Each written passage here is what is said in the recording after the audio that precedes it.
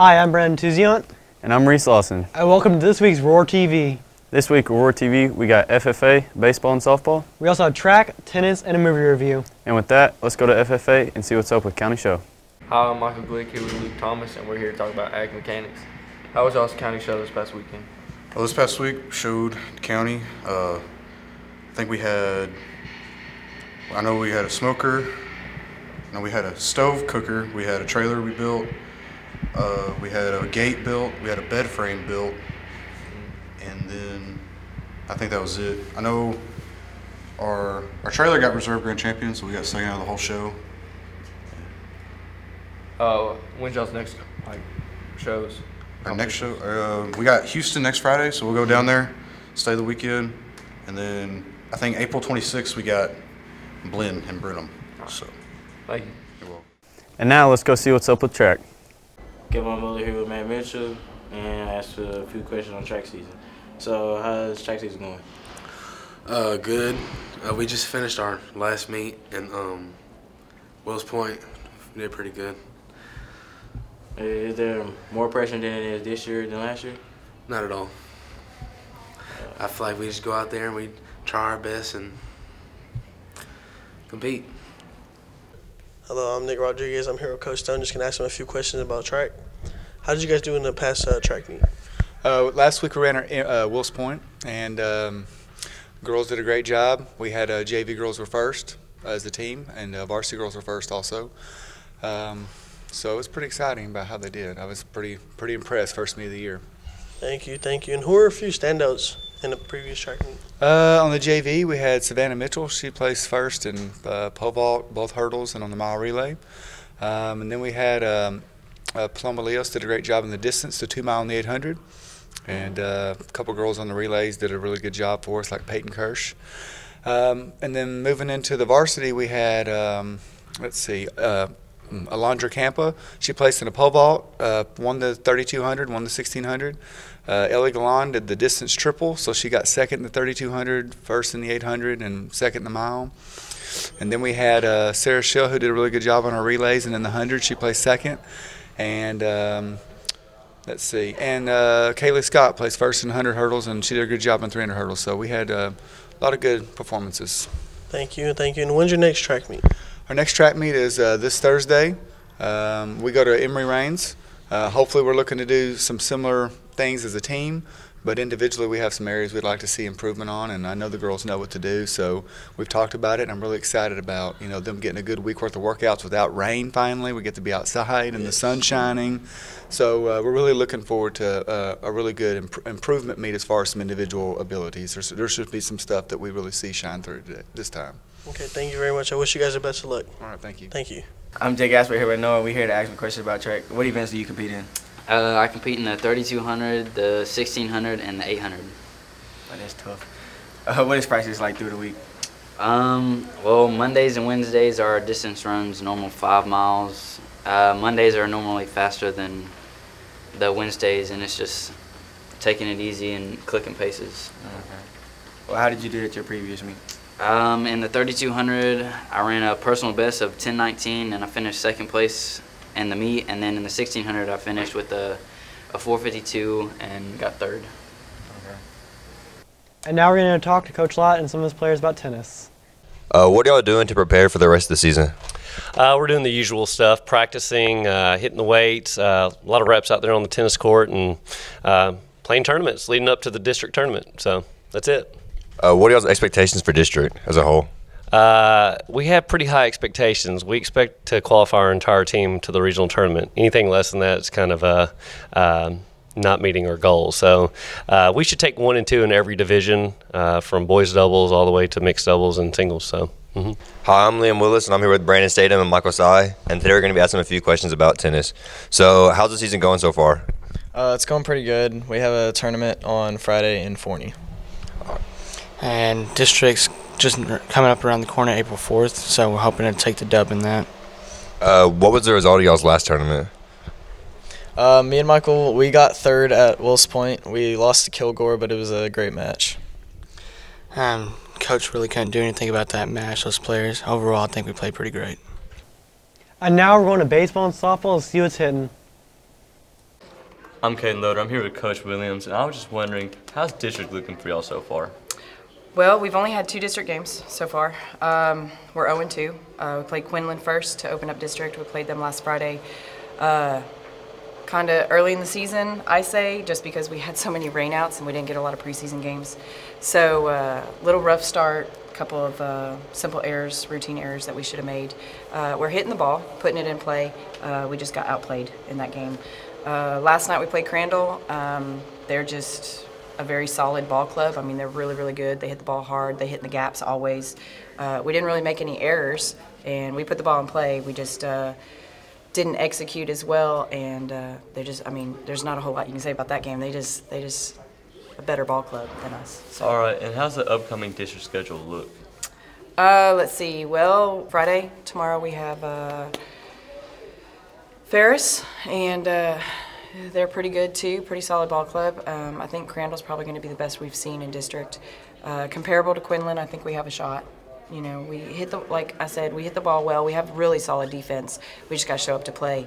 And then we have Caddo on Tuesday again, another solid ball club, and I think we can compete really well with them. We just got to show up and do our job. So.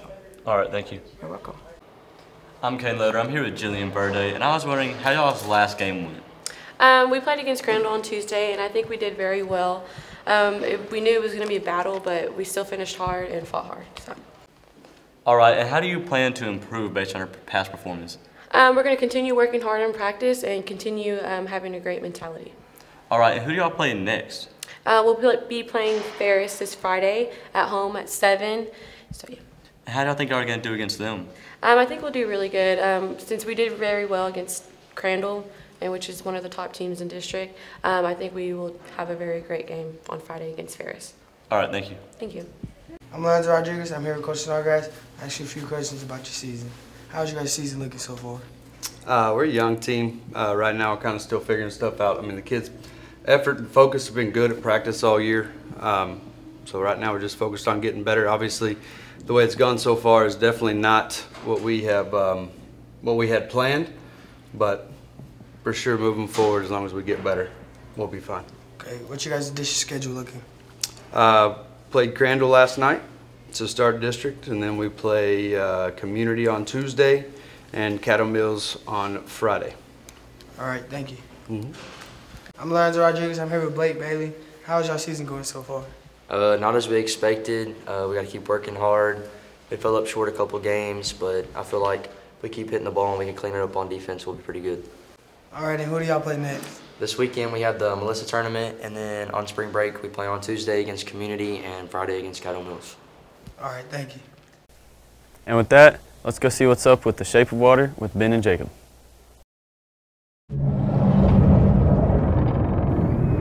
If I told you about her, the princess without voice, what would I say? Welcome back to Roar TV Movie Reviews. I'm Jacob Connor. I'm Benjamin Pasley. And today we're going to review The Shape of Water. Which is not Annihilation. And I know we said we were going to review Annihilation, but the Oscars happened this Sunday, well, last Sunday. And we saw that The Shape of Water had won Best Film, so we felt it was more imperative to review this instead. So, what I would say is that I absolutely loved it. And I know Jacob has a different viewpoint. Not like a opposing, but different. So, as far as the story goes, it was amazing. The story was really well done. That was a consistency. But I just didn't like the way they went about it. In some parts, it was pretty predictable and it was kind of cheesy. I mean, this movie had an overall theme that was great. It seemed like every character had a part of themselves that was missing. Yeah. And they wanted to fill that void. I wouldn't say necessarily missing, but something that was unconventional. I feel like unconventional is really the theme of this movie. And where me and Jacob kind of differ on that is not necessarily this was a bad way of handling the story, but this was a sort of black or white way of handling the story. Like, you either loved it or you didn't. And neither of those are bad things, but they are different things. Now, as stated, this won Best Film.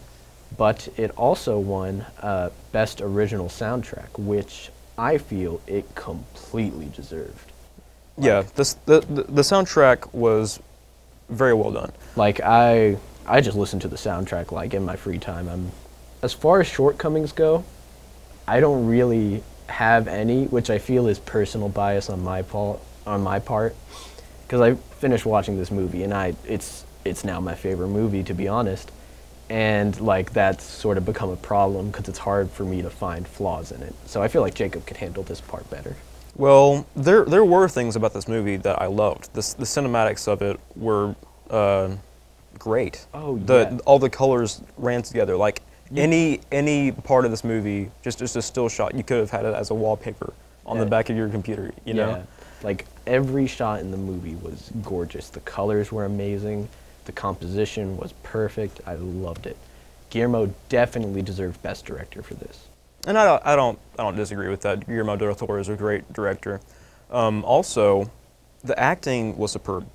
Yes, for Sally Hawkins, who plays our protagonist, the protagonist is mute. She's not able to speak. So for her to go through this entire, like, 2.5-hour movie, not say a single word, and still deliver, like, an emotionally moving performance is amazing. And Sally Hawkins, who plays Eliza Esposito, sort of has this piece missing of her that we talked about earlier. She and this water creature find each other in her facility that she works in. It's like a top secret U.S. science facility. Yeah. And they go... And they sort of plan on, you know, taking this creature they found and just, like, taking it apart, seeing what's inside. And, you know, she realizes that she can't allow what is essentially just a human in, you know, different shape, different color. She can't allow what is essentially a human to be killed for practically no reason. This movie has a deeper meaning to it than just surface.